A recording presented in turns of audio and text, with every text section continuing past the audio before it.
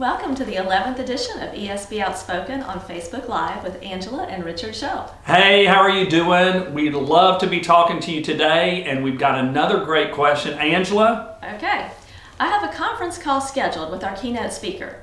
Are there specific questions I should ask to make sure that we get the most out of the call? This comes from Brandon in St. Louis, Missouri. Too bad he's not in Branson. That's Brandon right. and Branson would be awesome. Okay, so when you think about this, and I really like the question a lot because conference calls are so important, and a lot of times these organizations, when they do a call, they don't really have a plan. They really show up on the call and, well, what are we going to talk about? And if you show up like that, you're never going to know exactly what you need to do, and so you won't accomplish anything. So we're going to be asking 4 questions today, and we're going to be talking about those questions, and those questions will really contribute to the value of your overall call. Right. So the first one we're going to talk about is, what do you know about our company or our organization or our industry? What do you know about those things? That's the first question. And really the reason why you want to ask a speaker that question is to give you a baseline of where that speaker is at this point. How much research has this person done? How much does he really know or worked within our industry? What does he really know about us? This will give you a good baseline to know how much you need to help him between then and the time of the event. Answer the second question. The second thing I would ask is how much they're going to customize their talk, because it varies depending on the speaker. And there will be some speakers that will customize a lot, and there will be some that really and truly all they're going to do is they're going to tell their story that that's their story that they tell. And they may throw in the name of the company, a few keywords, but that's about it. On the other hand, you've got ones that will heavily customize.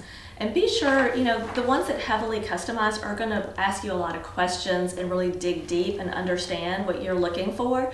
So they're going to really take charge of the call anyway. Once you ask them about customizing, they'll start asking you questions, take charge, and find out as much as they can to make their talk what you want it to be.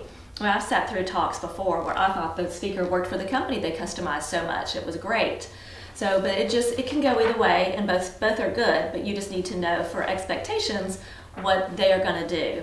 And also, if you're going to want them to send an outline or slide deck ahead of time, it's a good time to ask them about it. And if there's a deadline, make sure they know, because anything they know about up front is always helpful, and that way they can meet your deadlines. That's great. That's great. The third question is, what takeaways will my audience members get for their jobs? What value will really come from this for their jobs?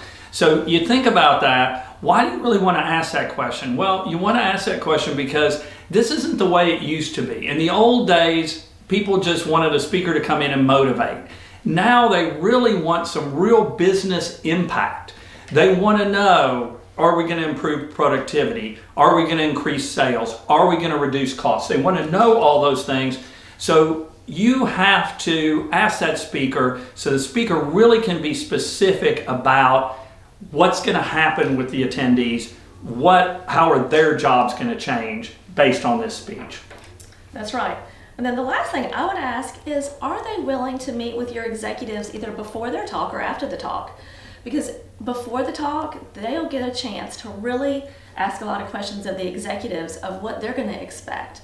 They can get ideas of what's going on in the company, if there's specific things they want to talk about, things you shouldn't talk about, if there's just any kind of details that you need to know, then the speaker can dig deep into this. Absolutely. On the other side, if it's after the event and the executives have really paid attention during the talk, they can do a deep dive afterwards to see how they can take that information and use it in their everyday job and for the overall grade of the company.